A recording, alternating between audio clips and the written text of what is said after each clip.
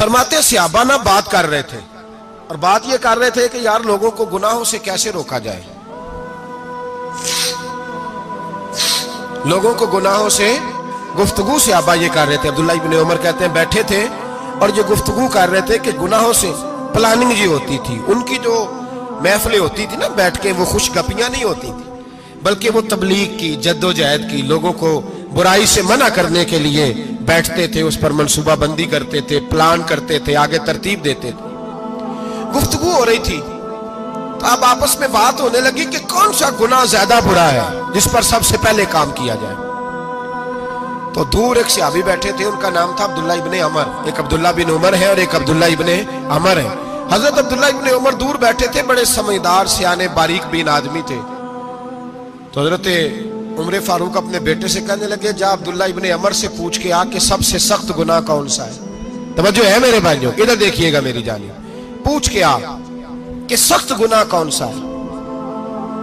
عبداللہ بن عمر رضی اللہ تعالیٰ عنہ کی خدمت میں جب عبداللہ ابن عمر گئے تو جا کے کہنے لگے کہ صحابہ پوچھتے ہیں کہ آپ نے زیادہ وقت گزارا ہے نبی رحمت صلی اللہ علیہ وسلم کے پاس، تو بتلائیے برا گناہ کون سا ہے، سب سے سخت گناہ، تاکہ سب سے پہلے اس پر پابندی لگائی جائے، اس پر محنت کی جائے۔ تو حضرت عبداللہ ابن عمر کہنے لگے صحابہ کو جا کے بتا دو کہ سب سے برا گناہ شراب پینا ہے، سب سے برا گناہ، اور یہ ام الخبائث ہے، برائیوں کی جڑ ہے، گناہوں کی ماں ہے، یہ بنیاد ہے، باقی گناہ اسی سے شروع ہوتے ہیں۔ کہتے ہیں میں نے آ کے بتایا تو حضرت ابو بکر صدیق رضی اللہ تعالیٰ عنہ سیدنا فاروق اعظم کہنے لگے خود جاتے ہیں، ان کے پاس خود جاتے ہیں، چونکہ ہم نے بات سننی ہے ہم خود جاتے ہیں اور ان سے جا کر کے سوال کرتے ہیں کہ اگر آپ کو اس تفصیل کا پتہ ہے نا تو اس کے پیچھے بھی کوئی تفصیل ہوگی جو میرے نبی پاک نے بیان کی ہوگی صلی اللہ تعالی علیہ وسلم، اس تفصیل کا بھی آپ کو پتہ ہوگا جو نبی پاک نے بیان کی ہوگی، اس بات کے پیچھے جو بیک گراؤنڈ ہے، جو پس منظر ہے۔ فرماتے ہیں کہ ہم اٹھے، عبداللہ ابن عمر کے پاس گئے، ان سے جا کے پوچھا کہ جناب آپ نے یہ تو فرمایا ہے شراب ام الخبائث ہے، تو اس کے پیچھے پس منظر کیا ہے؟ تو عبداللہ ابن عمر کہنے لگے یہ میں نے اپنے پاس سے نہیں کہا، یہ میں نے نبی پاک سے سنا ہوا ہے۔ حضور سید عالم صلی اللہ علیہ وسلم بیٹھے تھے تو حضور نے فرمایا شراب یہ نشہ، یہ برائیوں کی ماں ہے۔ اور پھر حضور نے ایک مثال بیان فرمائی، نبی رحمت علیہ السلام نے فرمایا بنی اسرائیل کا ایک واقعہ ہے، ایک خوبصورت جوان تھا، ایک عورت کا دل آ گیا اس پر۔ یہ یاد رکھ لیں، ہم لڑکوں کو منع کرتے رہتے ہیں لیکن ہمیں گھر کی بچیوں پر بھی توجہ دینی ہوگی، ہمیں ان کے فون پر بھی نگرانی کرنی ہوگی، ہمیں وہاں بھی غور کرنا ہوگا، اس لیے کہ اگر کوئی بچی گنجائش نہ دے تو میرا خیال ہے کہ لڑکا جرت کرنے کی طاقت نہیں رکھتا، تو وہاں بھی ان کی اماں سے کہے کہ پابندی لگائے، بچی کسی کا موبائل لے کر کے کہیں اس کو استعمال تو نہیں کر رہی، اس پودے پر بھی توجہ دے، درخت بننے سے پہلے اس کی بھی نگرانی کریں، یہ بھی بڑا ضروری کام ہے۔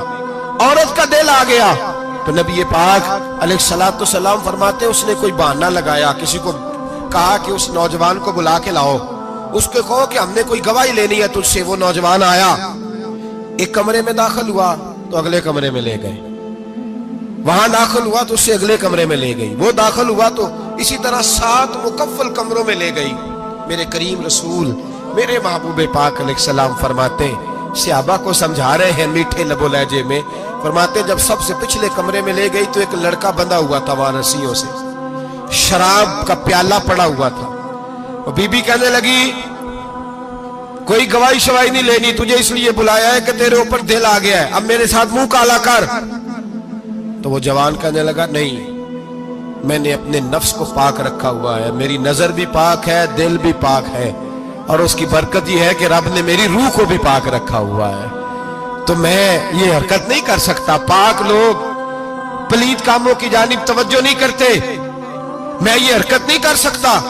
اقبال نے اپنے بیٹے کو دعا دی تھی، اس نے کہا تھا حیا باقی نہیں ہے زمانے کی آنکھ میں، خدا کرے کہ رہے تیری جوانی بے داغ، خدا کرے کہ رہے تیری جوانی بے داغ۔ کہا میرے ساتھ منہ کالا کر، اس نے کہا میں نہیں کرتا۔ کہنے لگی چل پھر اس کو قتل کر، اس کو میں نے باندھا ہوا۔ اس نے کہا میں قتل کیوں کروں؟ मेरी क्या दुश्मनी है? कहा फिर शराब पियो। कहा मैं शराब भी नहीं पीता। तो कहने लगी अब तो मैंने तुझे अपने चुंगल में फांस लिया है, अब तू यहां से बच के जा नहीं सकता, और अगर तू बाहर जाएगा तो मैं शोर करूंगी, लोग जमा करूंगी, इसने मेरी इज्जत आबरू पे हाथ डाला है, तो तू बच तो नहीं सकता, एक काम तो करना पड़ेगा।